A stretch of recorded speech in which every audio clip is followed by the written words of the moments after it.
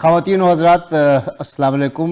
آفتاب رضوی ٹاکس میں میں ایک نئے ویلاگ کے ساتھ آپ کے سامنے ہوں۔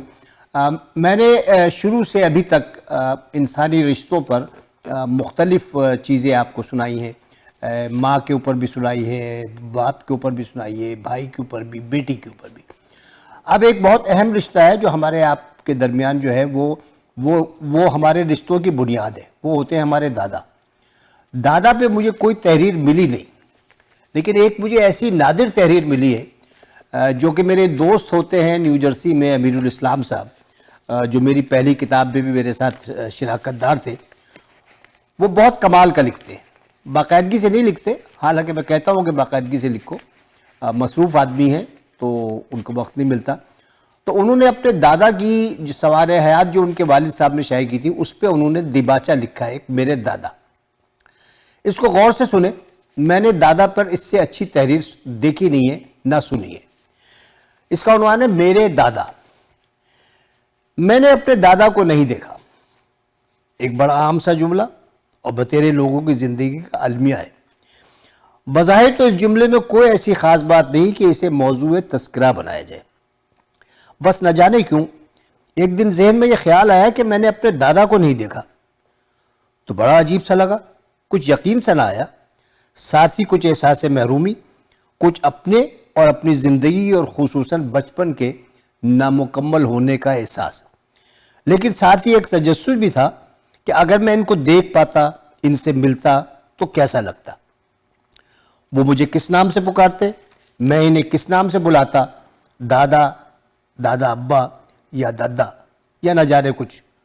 اور ہم یو پی والوں کی محبت کی بھی یہ خوب نشانی ہے کہ جتنی زیادہ محبت ہو، نام اور رشتوں کو اتنا ہی بگاڑ دیتے ہیں۔ یقیناً وہ مجھ سے محبت تو کرتے تھے، لیکن اس محبت کا اندازہ کیا ہوتا؟ مدبرانہ شفقت، لاڈ و پیار، یا دونوں کا امتزاج؟ وہ مجھے کس قسم کے قصے کہانیاں سناتے؟ میری تربیت میں ان کا کردار کتنا اور کیا ہوتا؟ ان کی وجہ سے میری زندگی کتنی بدل سکتی تھی؟ خیالات کا یہ بے لگام ریلا تو نہ جانے اور کہاں تک چلا جاتا کہ ذہن نے ایک اور ہی پیترا بدلا۔ کیا واقعی میں نے اپنے دادا کو نہیں دیکھا؟ واقعات اور تواریخ کے حوالے سے تو یہ ثابت ہے کہ دادا کی وفات میری ولادت سے پہلے کا واقعہ ہے۔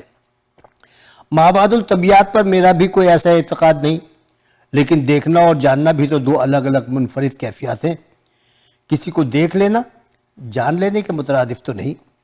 صرف دیکھنے سے تو رشتے استوار نہیں ہوتے، تو پھر کیا بغیر دیکھے جانا جا سکتا ہے؟ رشتے استوار ہو سکتے ہیں، تعلق قائم ہو سکتا ہے۔ آپ جس شخص سے کبھی نہ ملے ہوں تو وہ تعریفاً تو اجنبی ہوا، لیکن محض مل لینے سے تو اجنبیت اپنائیت میں تبدیل نہیں ہوتی، اور پھر بغیر ملے، بنا دیکھے بھی کسی سے تعلق قائم ہو جاتا ہے۔ کچھ سمجھ میں نہیں آتا۔ دادا کا خیال آتے ہی اس قدر انسیت، اپنائیت، بلکہ یگانگت کا جو احساس ہوتا ہے، اس کی کوئی شعوری وجہ تو سمجھ میں نہیں آتی۔ نہ جانے یہ لفظ دادا کی مٹھاس اور شیرینی کا طلسم ہے، یا شاید واقعی خون کا رشتہ بھی کوئی چیز ہے۔ شاید دادا کا ایک خاکہ کچھ اس طرح سے ہمیشہ ذہن میں بیٹھا ہوا تھا کہ شعوری طور پر کبھی احساس ہی نہیں ہوا کہ میں ان سے کبھی ملا ہی نہیں۔ کمرے میں لگی ہوئی ان کی تصویر، بات بات میں دادی کی زبان سے ان کا ذکر، پاپا سے سنے ہوئے ان کے قصے، نہ جانتے ہوئے بھی میں اپنے دادا کو بڑی حد تک جاننے لگا، اور نہ ملے ہوئے بھی تعلق ضرور استوار ہو گیا۔ کچھ عرصے پہلے پاپا نے دادا کے خودنوش سوانح عمری کو شائع کرنے کا بیڑا اٹھایا، تو جو خوشی کا احساس ہوا، اس کی شدت کی کوئی واضح وجہ بھی سمجھ میں نہ آ سکی، ماں سوائے اس کے کہ وہی خون کے رشتے والی بات۔ یہ کتاب میرے دادا الطاف حسین ہاشمی کے سوانح عمری ہے، جسے میرے والد محمد منیر الاسلام ہاشمی نے بڑی محنت سے ترتیب کیا ہے۔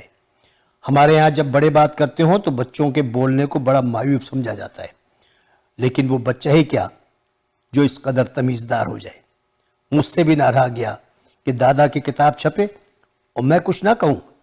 ان پراگندہ خیالات کو اس کتاب کے لیے نظر کا ٹیکا سمجھا جائے۔ محمد امیر الاسلام۔ امید ہے کہ آپ کو یہ تحریر پسند آئے گی۔ آئندہ ہفتے آئندہ پروگرام میں کسی نئے ولاگ کے ساتھ حاضر ہوں گے. آفتاب رضوی کو اجازت دیجیے. خدا حافظ.